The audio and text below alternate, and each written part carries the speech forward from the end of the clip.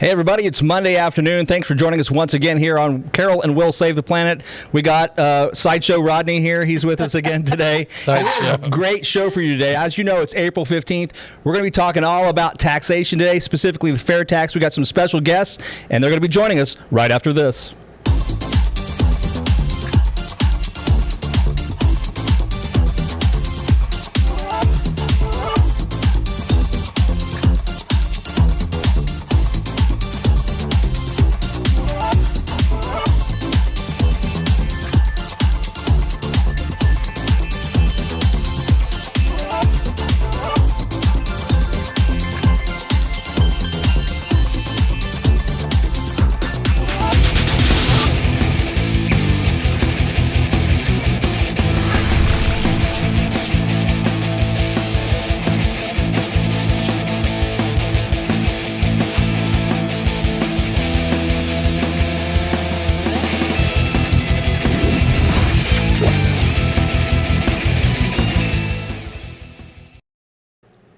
And we are back. Peter, let's go ahead and bring our guests in if we could. There's Chad. Hi, Chad. And Steve. Thanks for joining us, fellas. So we've got Steve Hayes. He is the president for Americans for Fair Taxation. And we've got Chad Hagan, who is on the board of directors for FairTax. And you guys are, as I do, supporters of the FairTax, right? Correct. Yes, absolutely. So we've mentioned the FairTax a little bit, and I was going to show you my shirt. Carol was going to ask about it, but Yeah. I took over the show too fast.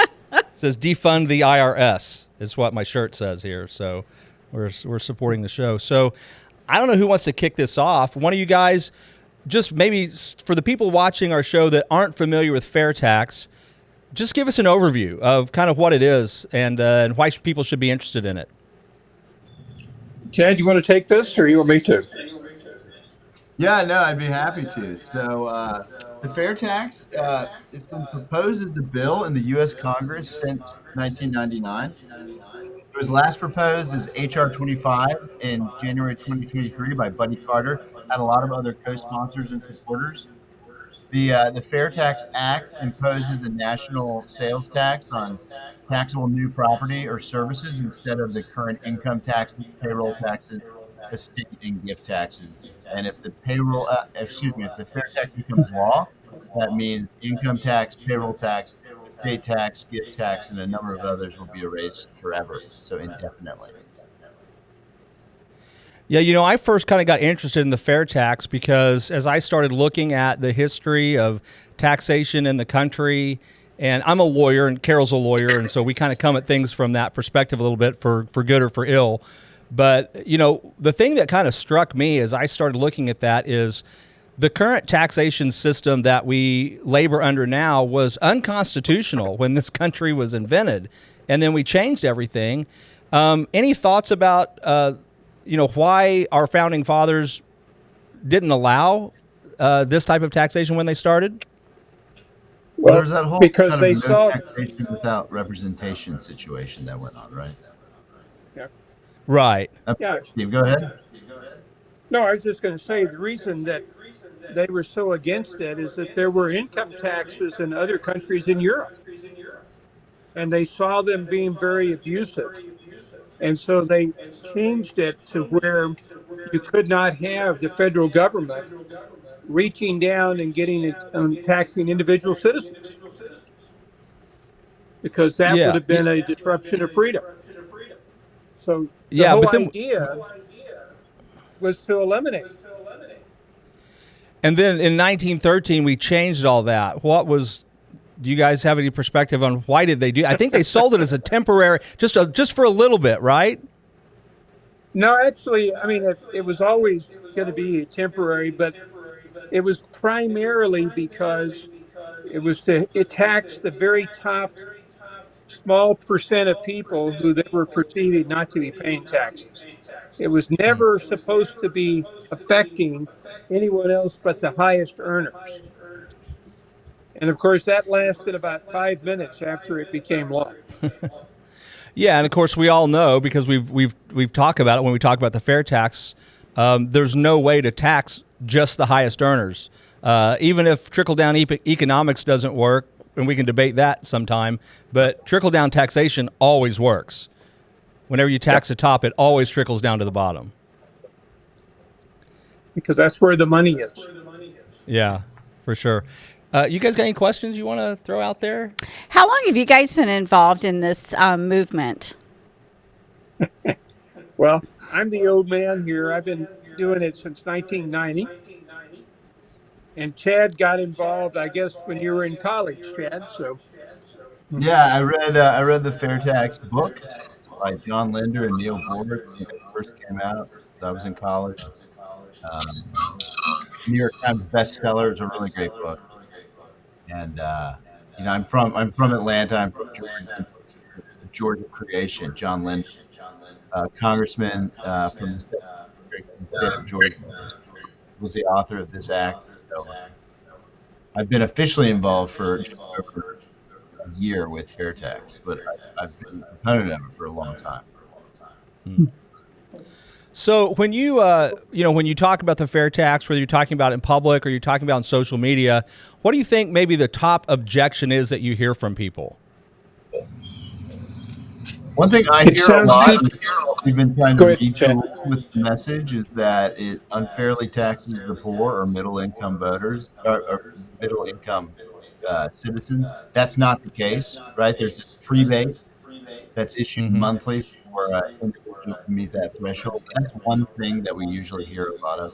A lot of people, when it comes to taxation in America, are pretty misinformed. You always hear politicians talk about how we need to increase taxes amongst the rich. The reality is the rich and have ways to get out of paying taxes. The taxation increases always. Well, yeah, I mean, I think we know pretty clearly that the rich know how to use the current income tax system to avoid paying taxes. But the fair tax really solves that, in my view, because there's no deductions for anything. There's no manipulation. There's no I can call my congressman and ask him to give me a refundable tax credit, which is the biggest Ponzi scheme alive, if you ask me, is the refundable tax credit, amongst all the other things.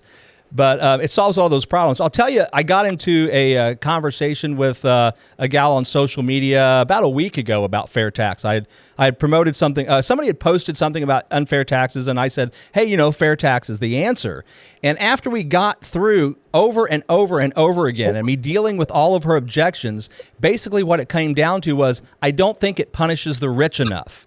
And I'm like, I don't know how to get around. I mean, if your goal of the tax system is to punish somebody else, it's like, I don't care that it helps poor people. I don't care that it makes it better for everybody else. I don't think it hurts the rich enough. How would you answer that? How are we going to stick it to the rich with the fair tax? That might be a loaded question. I don't know. No, I think it's not, because the wealthy people in this country have a lot of money to pay for the very best tax advisors. That's why when you saw those tax returns released and you saw people like Trump paying no tax, did you see anything that came later where they said he did it illegally? No. No, because he used the existing system legally. You can do that. Larry Ellison buys his yachts through loans against his stock, no tax. However, with the fair tax, when they make these large purchases, and they will, because I assure you, you're not going to see Donald Trump shopping at Walmart, except maybe during an election. They're going to be going to places where, the entry fee, so to speak, for a couch is $25,000. Yeah. And that's probably going to be for one of the extra rooms. They're going to pay the fair tax on those purchases.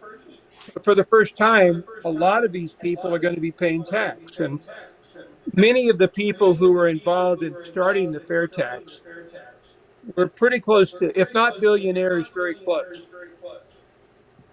And they all told me that they were going to end up paying lots and lots more tax under the fair tax than they're paying today, because they already have the present system handled.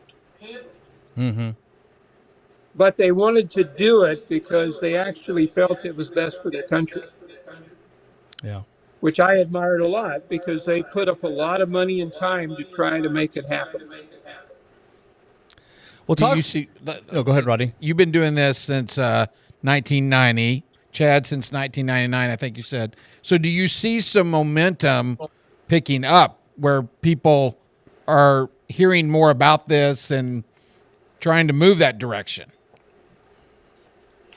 I think that it's picking up because for two reasons. One is that most people never think that it couldn't be done. I mean, you may run into this a lot yourself. Like I talk to people and they say, well, that makes too much sense for DC to ever do it. But the Right. real thing that's starting to happen is you're starting to get more and more attention on the real corruption in DC. And I think that in itself is a big driver of what we're doing, because if you look at it, we're taking away all the power of determining how much tax you pay as an individual from Washington and bringing it back to you.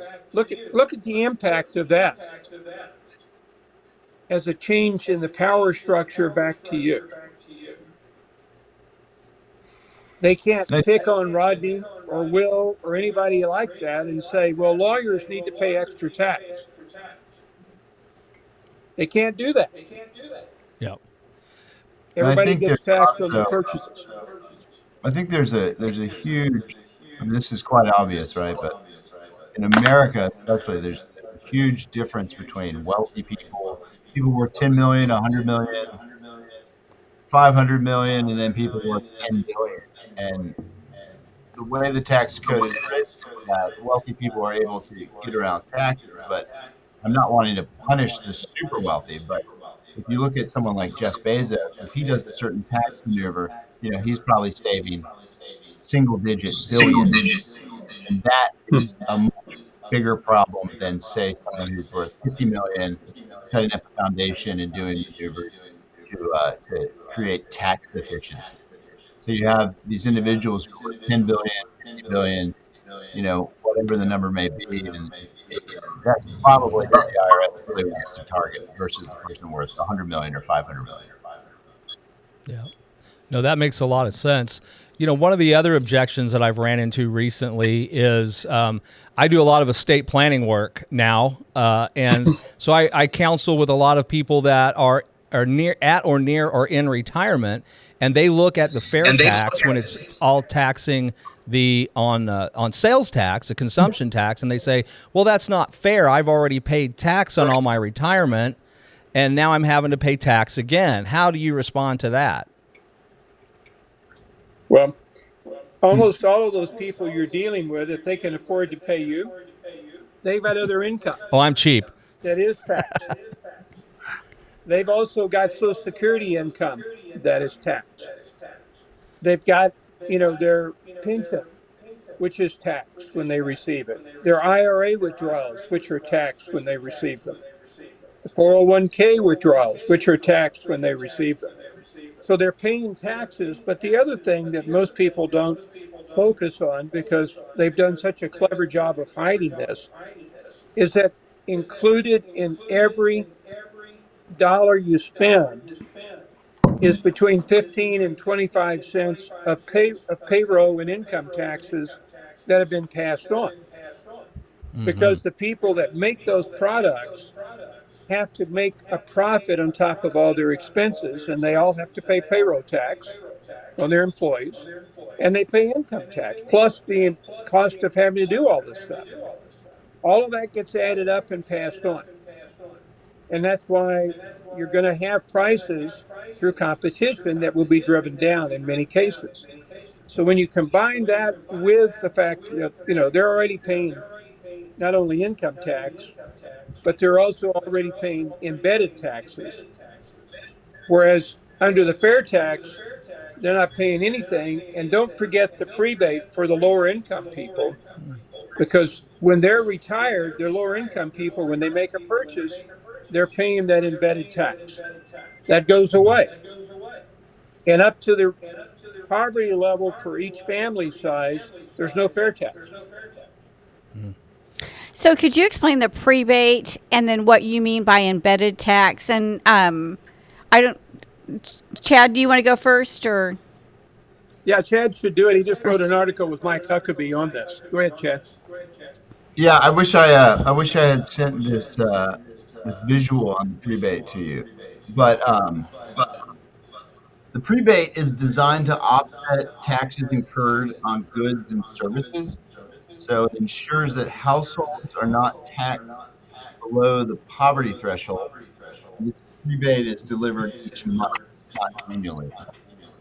And so that's obviously a big plus. So as an example, a single adult without children, their annual consumption allowance is $15,060. Their annual prebate is $3,400. Their monthly prebate, the amount they receive each month, is $289. Let's take a married couple with 4 dependents. The annual consumption is $51,640. Their annual prebate is $11,800. The monthly prebate is $990. Steve can speak a little better than I can on how that is actually calculated, but it has to do with the poverty threshold and ensuring that the fair tax consumption tax is not too much of a burden on families within certain income thresholds. Right. Yeah, and basically it's a government number. It comes from Health and Human Services, and they calculate each year how much they believe you have to earn to be at the poverty level for your family size. And that's why they do it. And the other thing that I'm sure you're hearing, which goes along with Bill's question, is that people say, well, it's a 30% tax. Because it's 23% internal rate, but if you compare it to your state sales tax in Missouri, it's a 30% rate. And you say, oh my gosh, 30%. But you're going to have to be Jeff Bezos to pay 30% because of the prebate. An example, you've got a family making $50,000 a year, family of 4. They pay no tax on the first 40,000, and if they pay 30% tax on the next 10, meaning everything is a new product or a retail service, they're paying $3,000 in tax, right on 50,000 of income. You're a good mathematician, Will. What is that? 7%? Well, I have an English degree, so I'm terrible at math, but yes, that actually calculates out about right, about 6 to 7%. 6 to 7%. If you look at that family of 4 with Social Security payroll tax, forget income tax, it's 7.65%. Mm-hmm. So they're saving They're paying money. more now. Right. Yeah, but here's the thing. If they were a family of 4 making $40,000 or $50,000, how likely are they going to go out and buy 2 new cars? Yeah, not very likely. Probably Right. not. Probably Right. going to buy used cars. If they buy a used product, there is no fair tax. If they 0%. buy 0%. So if you bring that down, you may find that family of 4 paying an effective rate not of 6%, but under normal spending patterns of 3%. Well, Steve, then wouldn't it also be true that if you're looking at lower income families that are receiving that prebate, because everybody receives the prebate, if they Yes. primarily spend their money on used goods and services, well, I guess you can't have used services really, but used Right. goods, they could actually have a negative tax rate, They i.e. can their actually prebate have has... the prebate is in their pocket. Yeah. They pay the amount of the fair tax charged every month. It's 1/12 of the family allowance that they get each month at the first of the month. They're charged at Walmart for the fair tax, but they've got the money in their account to pay it. But to your point, if they don't spend any money on new goods or services, or they buy used food, or they grow their own food, or do something like that, they can have a zero tax rate. Yeah, But it's and the way up I'm to looking them, at Will. it, yeah. Yeah, and the way I'm looking at it, let's say, I mean, I buy my groceries, I buy my medications, I buy my prescription, but everything else that I buy, my furniture, my clothes, my cars, everything else I buy used, so I pay no tax on that. So I got a right. prebate, let's say, on $30,000, but I only spent for that year $20,000 on new goods and services. My tax rate is actually negative. I actually kind of got that tax credit, that low income tax credit that sometimes people are afraid that they're going to lose. No, you're Yeah, going to get sure. it. And the other part of it is that, and I did this was a conversation I had with he was one of Biden's advisors when he was vice president, economic advisors. And he was opposed to it because he didn't think that the prebate was enough. And I said, well, if you make it to where a family of four doesn't have any tax, say 50,000, because this was about 5 years ago. I said, would that be something of interest to you? And he goes, well, yeah, that's about the average income in the family, 55,000. And I said, okay. And what happens then is that for everybody making more than 55,000 or 50,000, they're going to pay a higher rate because the cost of the prebate increases the rate.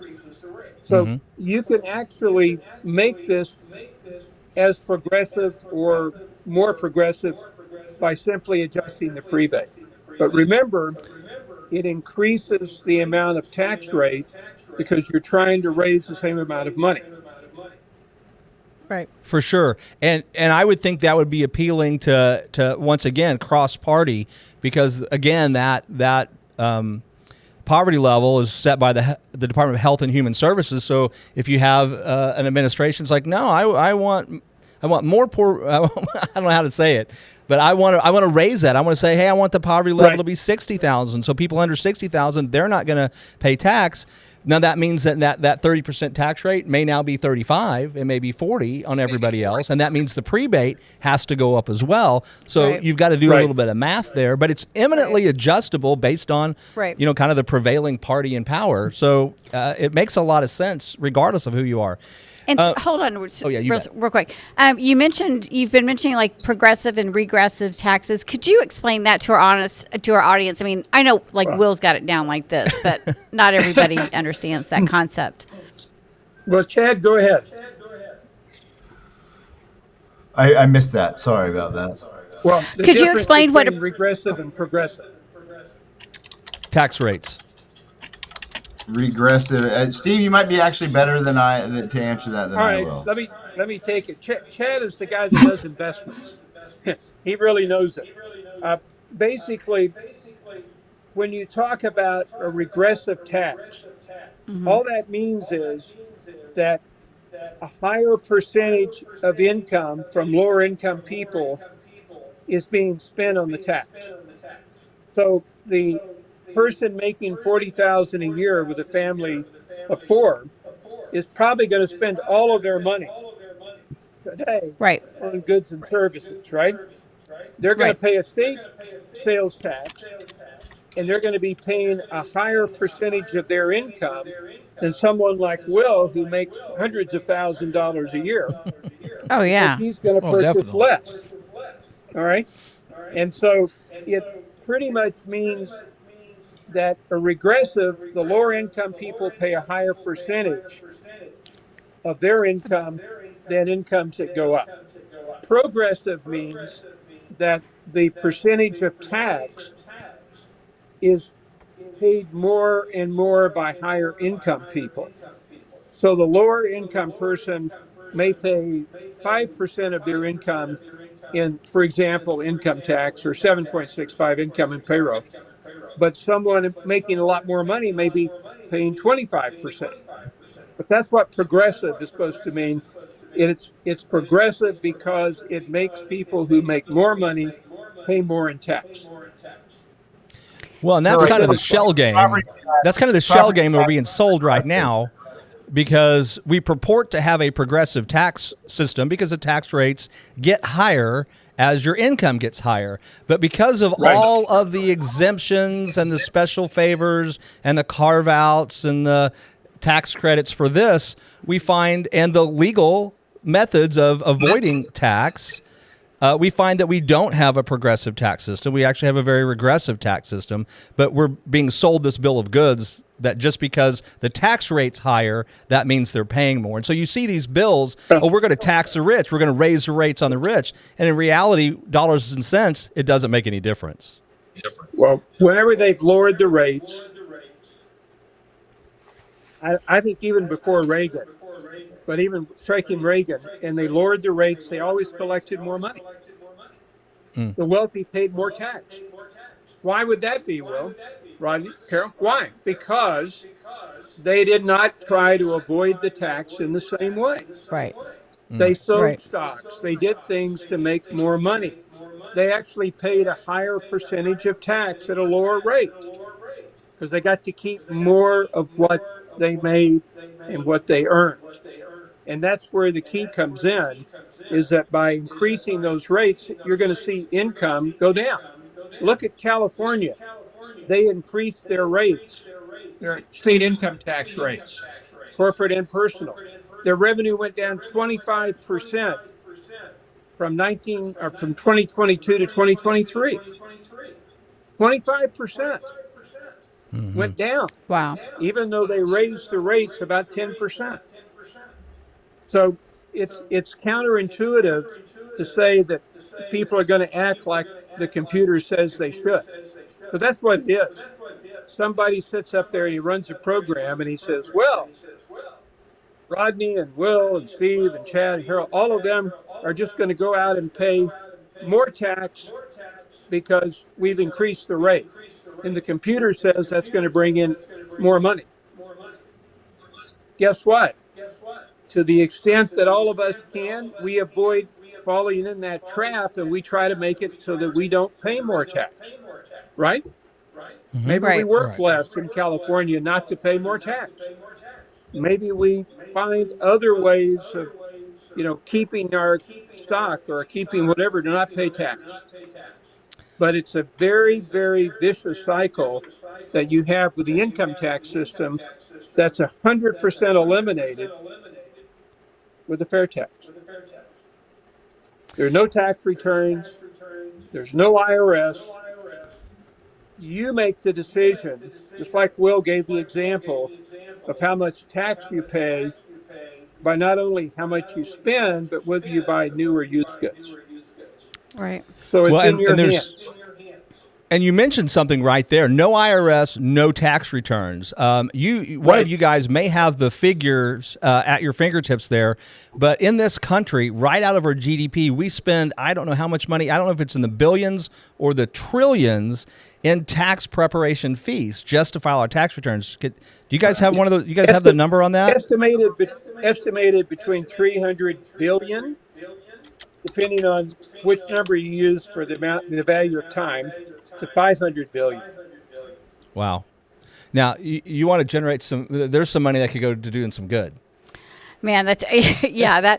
That sounds amazing. So That's like aid to Ukraine right there. there you go. You're after my heart now.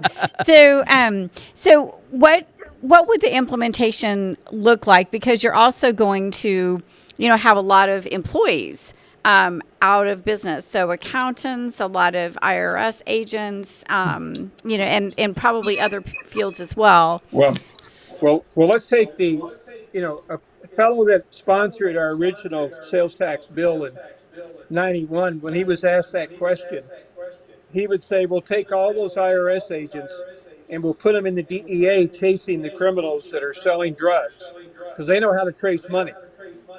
And so all of those people will move laterally into other government jobs. Let's not look at it and say that we're going to get rid of the size of government automatically. We're not.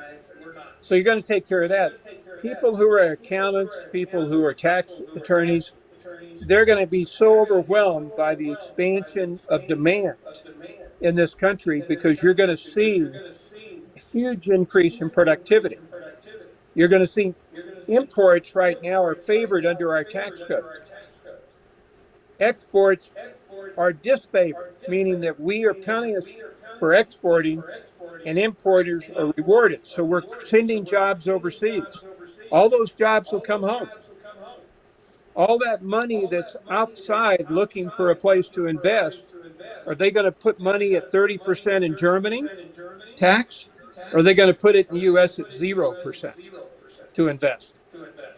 So you're going to have a lot of money coming in. Productivity grows because of investment in productivity. You're going to have that opportunity.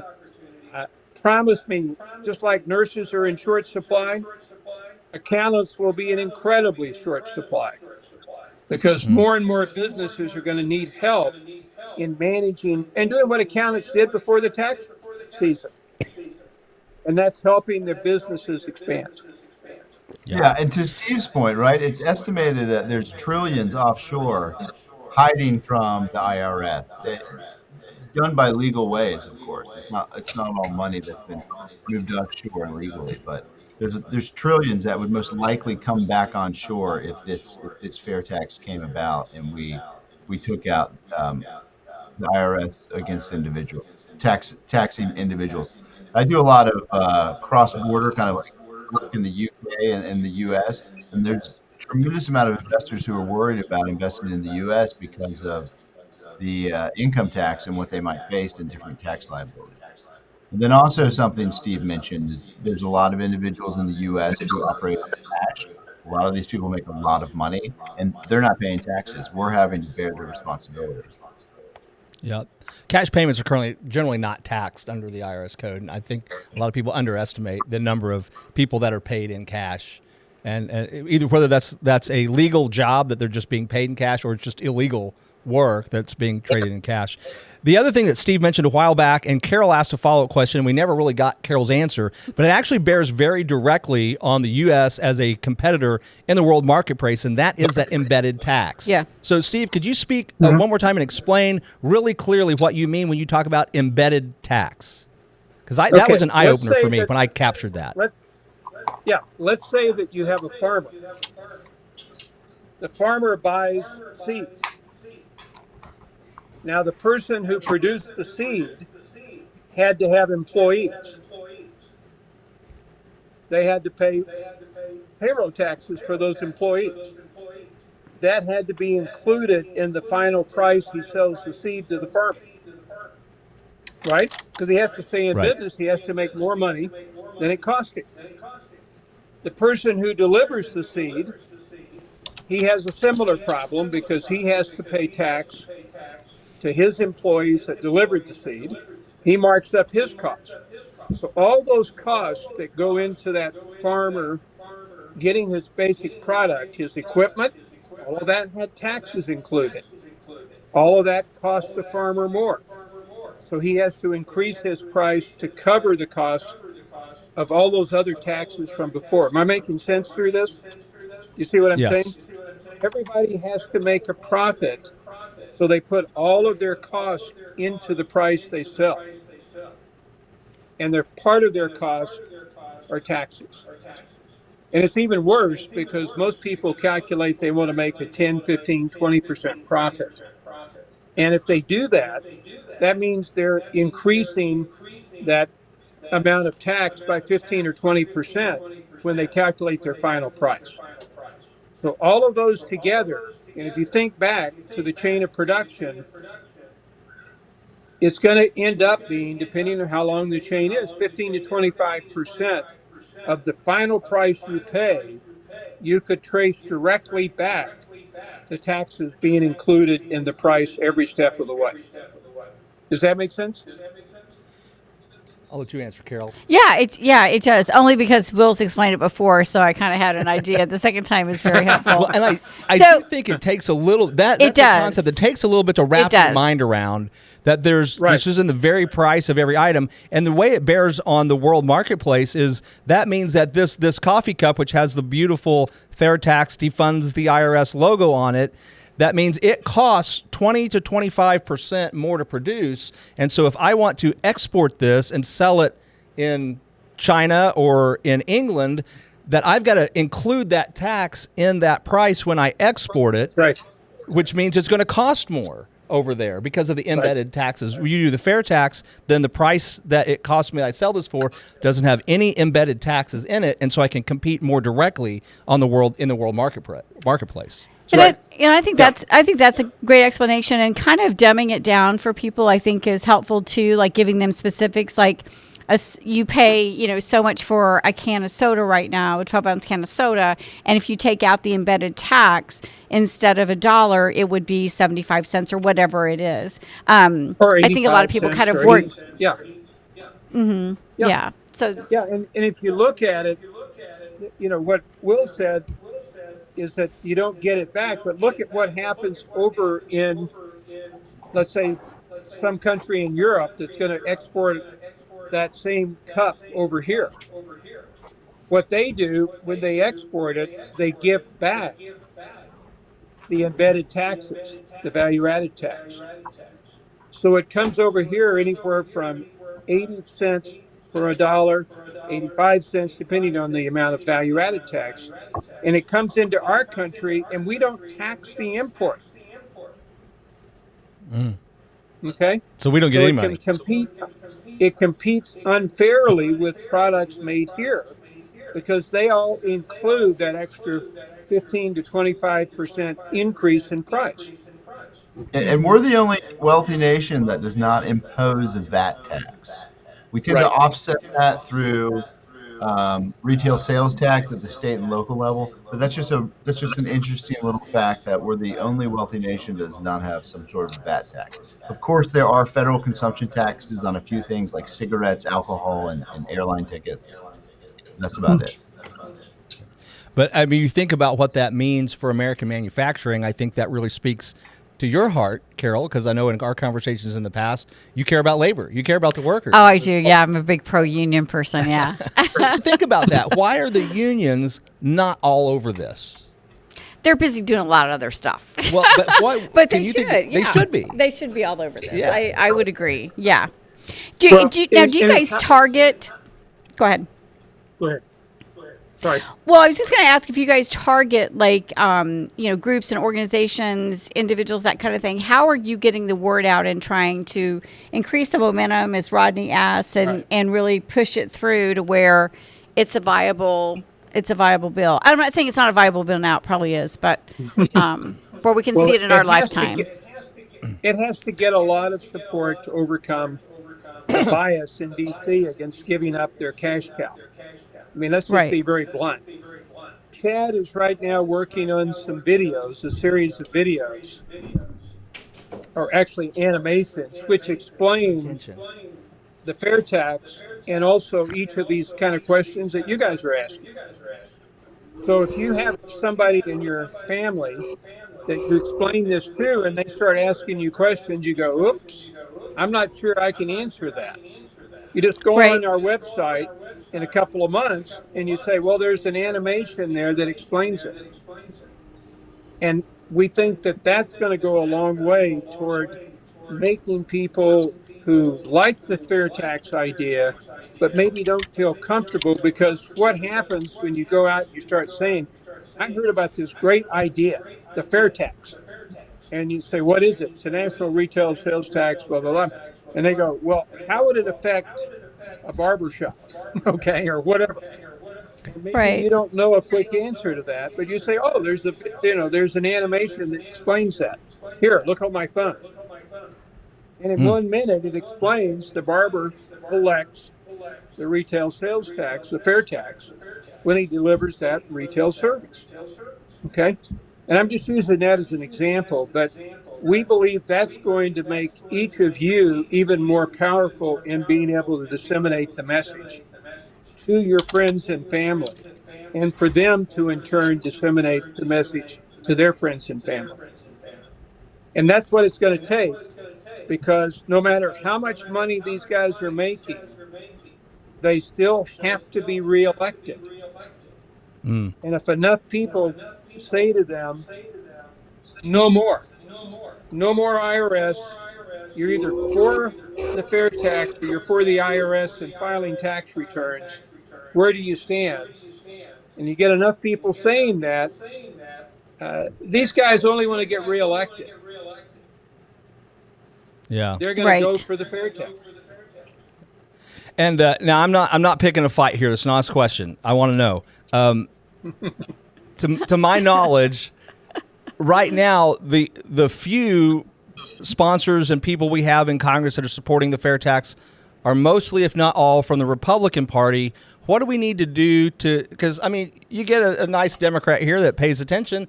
She sees the value of it. What do we need to do to get more broad bipartisan support? Do you think? Well, I think it's going to be easier. Nancy Pelosi basically told anybody that would get on the bill, because I've been told this by a couple of people who wanted to co-sponsor it, Democrats, that they'd lose their committee assignments. She was so opposed to the idea of interfering with their control through the income tax and the IRS. And I think that's changing some. Wow. And I believe we're going to see more and more Democrats looking favorably at it. We've got Chad and I have some meetings that we're trying to get set up with some pretty prominent Democrats. Good. And I was talking to Bobby Kennedy about this before he decided to run. And he was listening because he saw benefits, just like Carol sees, to a lot of people who are over there working. And honestly, Carol, I've been to a lot of union halls over the years. Yeah. Enthusiastic response, literally enthusiastic response. But in DC, I was explaining it to the AFL-CIO people. Yeah. This was in the mid-'90s. They called security to take me out because they thought I must be a lunatic. Well, we may be, Steve. We may be. Yeah, they don't want to have this simplicity. The Farm Bureau, all the Farm Bureau individual state groups that I've talked to support it. The national group, not a chance. They love their lobbying jobs in D.C., and if they pass this, a lot of the reason for their being goes away. National Association of Realtors, same thing. You've got all these embedded groups in D.C. who represent the laborer, who are not interested in any solution to a problem because that takes away the need for their job. I'm sorry, but that's just what I've learned. Well, and I think a couple things too from the things that we know about people. One is we have a fear of change, and two is some of us, I don't know, maybe people in this room, I don't know, have a healthy distrust of the government. And so we're kind of battling those two things as well. When we are asking people to support something, and this isn't like a little bitty change. This isn't like, oh, we're just going to tweak this a little bit. This is huge. Like, we have lived our whole lives accustomed to this. Yeah, but when my grandfather was born, there was no income tax, so it's just us. Yeah. It's just us that are fear. And those of us that do have a healthy mistrust of the government, we love this bill because we see that it takes power away. It defunds the IRS. It gets rid of the IRS. It takes that power away from those lobbyists. It takes the power away from the people in Washington that are there doing things mostly for their own benefit. And, all the other issues we can worry about later. One criticism I heard was that, it doesn't affect out-of-control government spending. Of course it doesn't. We're not trying to do that. That's a different problem. One thing at a time. One thing at a time. We can deal with that later. Let's fix this problem. This is the problem of the government's tentacles in everybody's business, everybody's information. We're going to run out of time here in a few minutes, but there's so many other points we didn't get to address. Not to mention the fact that, I'll start rattling off the best I can. But, everything about the income tax system, even though the courts have disagreed with me, is a violation of the Fifth Amendment against self-incrimination. You're required to give them the information that they will then later use to prosecute you if they don't like what they told you. It's a violation of the Fifth Amendment against self-incrimination, not to mention the fact that they collect all of this private data information on American citizens, and they can't even hold it securely. They've had multiple data breaches at the IRS, and all that information gets leaked and gets out. When you have a fair tax, they don't get any of that information. They don't need it. They don't have to have any of it. That's just scratching some of the surfaces about some of the real issues in there. Not to mention when you get in, and I love the FairTax guys radio show. I love when they do their Hall of Fame, their bill Hall of Fame. Yes. And they will call out all of the bills that keep continually getting introduced about, well, this bill, we're going to amend the tax code to make it so that there is a refundable tax credit for anyone who operates a business that is in the business of brine shrimp off the coast of any coastal water with a state greater population than such and such. And you know the whole thing's designed for one guy. And we're amending the tax code to do that. Not to mention the fact that we do most of our gun regulation through the tax code. Okay, I apologize to both of you for saying, go, Will. It seemed like a good idea in my head, and then I don't know, it's like I've never met him. Yeah, I know. What did you do? But, I mean, we could go for hours and not touch all the issues. We could, but let me throw one thing out that I think is important. Commissioner Reddick of the IRS, when he was commissioner, testified before Congress that there was over $1 trillion of illegal tax evasion. Wow. $1 trillion. And that's made up of people, not only drug dealers and other criminals, but it's also how many times in the last 6 months have you had someone offer to provide a service, a plumber or whatever, and said, how much is it? Well, how are you going to pay me, Will? What do you mean? Well, for cash, it's $150, but if you write me a check or a credit card, it's $200. Yeah, right. Yeah, we all know what that means. Yeah, exactly. And so, because it happens to all of us. I gave a talk in Kansas on a forum. There was a U.S. Senator and 3 members of Congress there. It was in Kansas, 400 people. And I asked that question, and everybody in the audience, almost without exception, raised their hand. That's how widespread it is that people are avoiding paying taxes, or they're like the Uber driver post that I read, where they didn't have the money to pay their tax at the end of the year because it was all, nothing was withheld. And here's the solution. You make up these deductions. Yeah. And then you have no tax. Yep. I mean, this is a system, you can't do this with the FairTax. 90% of all retail purchases come from the top 8% of merchants. The Amazons, the Targets, Walmarts, they're not going to cheat. You cannot have that amount of evasion, which is 20%, as you do under the present system.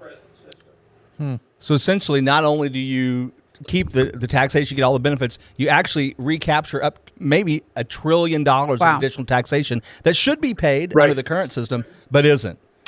How can politicians not love having $1 trillion more dollars? Like, I guess I just don't understand that. They don't get to control it. That's what they don't like about it. They don't. They don't get to solicit the campaign donation from the guy, the shrimp farmer in that state I was talking about, in order to amend the tax code. But here's the other answer, Carol. That's more a conspiracy, perhaps. But they have this problem with $1 trillion of evasion. That's how they justified adding $87 billion to the IRS and hiring all these new agents and doing all of these things to make it more punitive. And their studies that they've done, CBO, Congressional Budget Office, and others, show that even at best, they would reduce evasion by $100 billion a year. But look at all of the freedoms we're going to lose because of them going after these terrible people evading the tax. So my theory is that DC wants power. We've got to take it away from them by going out and saying, if you don't go for this, you're in favor of putting American people down, controlling with the IRS, and we're going to vote you out of office. And then you'll see a change. When are you guys coming to Missouri? I want to hear you, or Arkansas, or Oklahoma, or like someplace that's close. We'll have to play the time. Yeah, we're gonna. Great. Yeah, she's inviting you to a road show. Ready to travel, and I'm ready to travel. So, we're going to be looking at setting some of this up. So if we have a venue, we can do it. I mean, Mike Huckabee is willing to participate on some of these. He's very, very busy but we've got a Fun. lot of people who are interested in helping. And Well, when you want to come to Southwest Missouri, give me a call. I can get the venue. That's no problem. We can do that. The other little quick thing on your IRS agents, you have to also think, if I'm an IRS agent and I'm trying to land somebody, do I want to go after the guy that's got $1 million to spend to defend himself, or do I want to go against the Carol and the Rodney and the Will that doesn't have the money and the wherewithal to defend myself against the federal government? Who am I Right. going to go after? I'm picking on the little guys. Yeah. Sure. It's easier. We're easier fish. Sure. So, that's guys, what we're gonna- that's what the I really statistics appreciate show. this. I think it was good. Say that again, Steve. I said that's what the statistics from the IRS show. Exactly what you're saying. Oh, so we've got facts that show that that's true. Well, guys, we're going to land our plane here and end our show, but I want to give you a chance. Last thoughts. Give us some website information. Give us some contact information. Tell people how they can find out more, get involved, participate, and help. Go to fairtax.org. Follow us on X. Follow us on Facebook, and join up, because every time we get a member, we get a contribution. I mean, Chad and I are volunteers, but it still takes money to run this, and then hopefully in the next 3 months or so, we'll send out a notice about the animation on the website that I think will really help everybody that's interested in promoting this. Well, gentlemen, thank you once again for being here. Steve Hayes, Chad Hagan, it was my pleasure to have you, and we look forward to continue the good fight. Thanks for having us. Contributions are Thank you very much tax for having deductible. Contributions to Americans for Taxation, the Florida Education Foundation, they are tax deductible, right? Florida Education are tax deductible, but AFFT is actually a C4, and the donations are not deductible because we're promoting a bill. Right, Okay. that's true. Okay. Just So- wanted to clarify Depends on that. where you spend. We Thank you. appreciate this today. Thank you very Yeah, that was awesome. Thank you guys so much. Love All right. what you're doing. Yep. All right, everybody, thanks for watching, and we'll see you later. Good night.